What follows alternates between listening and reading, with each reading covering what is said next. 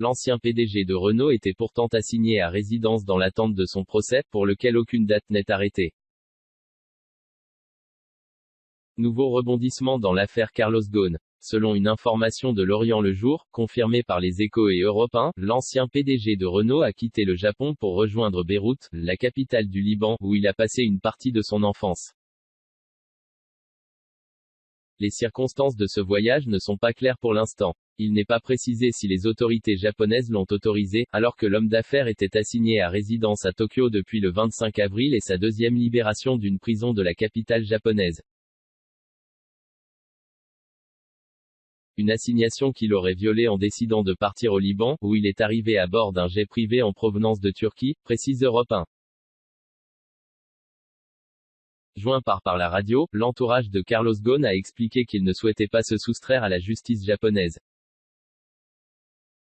Mais le contexte autour de cette affaire ne lui laisserait pas la possibilité d'espérer un procès équitable, toujours selon son entourage.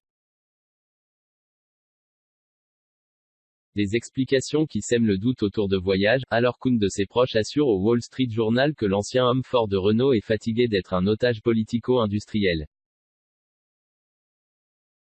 Je ne suis plus l'otage d'un système judiciaire japonais partial, la chaîne de télévision publique japonaise NHK a laissé entendre que le départ de Carlos Ghosn s'apparentait à une fuite. Selon elle, le tribunal de Tokyo a affirmé ne pas avoir levé l'interdiction de voyager à l'étranger de Carlos Ghosn. Si son départ du Japon était confirmé, sa liberté conditionnelle serait annulée et sa caution de 14 millions de dollars, perdue, dit-elle. Or, l'ancien patron de Renault a lui-même confirmé mardi dans un communiqué qu'il se trouvait bel et bien au Liban, sans pour autant apporter de précision quant aux conditions de son départ. Je suis à présent au Liban. Je ne suis plus l'otage d'un système judiciaire japonais partial où prévaut la présomption de culpabilité, a-t-il ainsi écrit, selon un document transmis par ses porte-paroles. Je n'ai pas fui la justice, je me suis libéré de l'injustice et de la persécution politique. Je peux enfin communiquer librement avec les médias, ce que je ferai dès la semaine prochaine, a-t-il précisé. Un voyage sous une fausse identité, la chaîne japonaise indique par ailleurs que, selon une source, Carlos Ghosn pourrait avoir quitté le Japon sous une fausse identité. Toutefois, pour l'instant rien ne permet véritablement de l'affirmer. Toutefois, selon une vérification effectuée par les services d'immigration du pays, aucune sortie du territoire n'a été enregistrée sous le nom de l'ancien capital d'industrie.